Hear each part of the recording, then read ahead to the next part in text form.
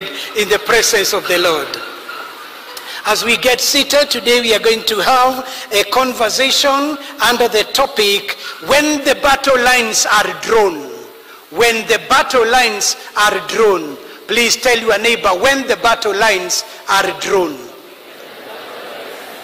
So today we are going to have a conversation from a military background.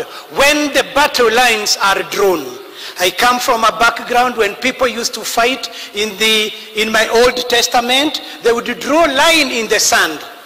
And depending on which side of the divide you were, they would even threaten you and tell you, if you are man enough, cross that line. Any one of us ever come from that Old Testament? So I'm not alone. There are some even who would be able to tell you, I'm going to spit on the ground. And if you are man enough, step on my saliva. And you could assess according to the enemy how you are man enough. I also went to school when people would be told, kesho nitafunga na wewe. Hallelujah. Any one of us ever close to school with a neighbor? And it has nothing to do with the school gate. It had nothing to do with the compound. It had everything to do with you being beaten senselessly. Being a small-bodied, I knew what it meant. And the teachers knew that even if the report form was to be collected, the following day I would not come. Who am I to come to be beaten when the battle lines are drawn?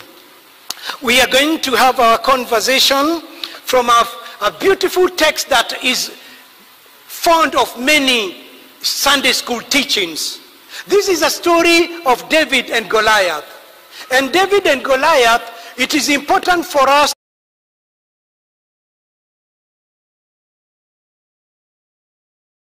that will prosper in the name of Jesus. Amen. David was a secondary fixture in this outing. He wasn't the permanent person. This is a story about two enemies. David was not in the picture in the first enemy. So Philistines are here on one side of the valley and the Israelites are on the other side of the valley. And the rules of engagement were clean and simple.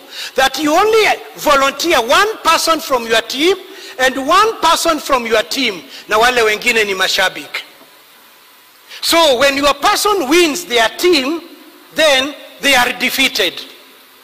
When your person wins, then they are defeated. So it did not have to do with how many came to the battleground. It only mattered the strongest person being volunteered.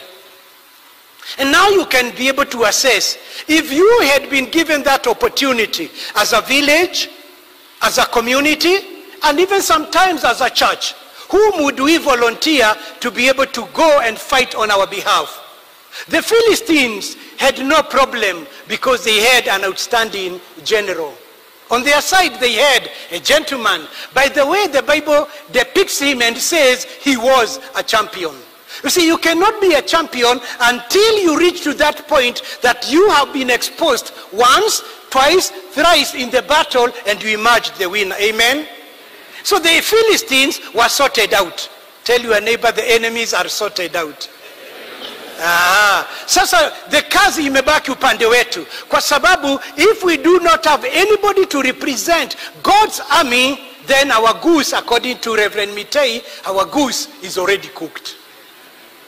So that was the setting. And the Bible takes a moment and explains who the champion of the enemy side is. The Bible is able to say he was not just a champion from Gath. He was over 9 feet tall. As I am standing here, I am 5'8". So I need another boy of almost 2 point something to step on my head to be equivalent to be Goliath. So that can tell you it is a really intimidating sight. But it also explains not just the size, but it's also the weapons of the enemy. His bronze, his helmet, the javelin. The head of the javelin by itself is 7 kilos. 7 kilos, I know when you are not in the business of weighing and measuring. Let me explain it to you. Unga ya ugali, paketi moja, ni kilo 2. So you need 3 and another 1 kilo. Hiyo ni head. Si mshukuki yote. Just the head. And listen to the javelin. Sorry, to the armor. 57 kilos. Hiyo ni mfuko ya simiti. Mwanaume every day. This is interesting because Saul is not even on the battleground. But Goliath, he's having somebody else to be carrying the armor so that when they will go to fight, he's not tired. Somebody else every day, when Goliath is on the battleground, carries 57 kilos of armor every day. Imagine just to shield your boss with 57 kilos. The ground battle is set. But the Bible says, listen to this, in verse 3, they drew their battle line to meet the Philistines. When the battle lines have been drawn, today even as a church, as a nation, when our battle lines have been drawn, what will we be able to do in the battleground? We will be coming there in a short while. So, David, not in the picture again, gets an opportunity to be sent by the father to go to Succor, to check with his brothers, who 3 of them, Eliab, Abinadab, and Shammah, had been enlisted in the army. So he's been sent by the father, go and check out with your brothers. How are they faring on? David, he's a shepherd boy. He is so tiny that even when Prophet Samuel was coming to anoint king, he was not even in the conversation. He was so tiny that he was only given sheep to take care of, not cows. That is how small he is. Bible history says he was around 13 to 14 years of age. So he goes to Succor. Why would it concern the father to send him about his brothers? A couple of reasons. This is the same place that Judah was able to kill the Philistines when they were able to rape their sister Tamar. So he knows that even as we go to the battleground, David is going to pass through a territory belonging to the enemy. And we have historical issues that at one point in time we had killed their brothers. So it can be a sweet revenge mission. And so the father was concerned. David goes. He finds that there was no battle. Have you ever been hyped for something just for you to reach there and find there was nothing? David has been hyped, it's a battle. He goes to the ground and finds the Israelites, the Philistines. Okay, let me change the other way around. I see you are not happy with me. The Israelites and the Philistines. Now, are you happy? Okay. And he's asking, hiya, what is happening here?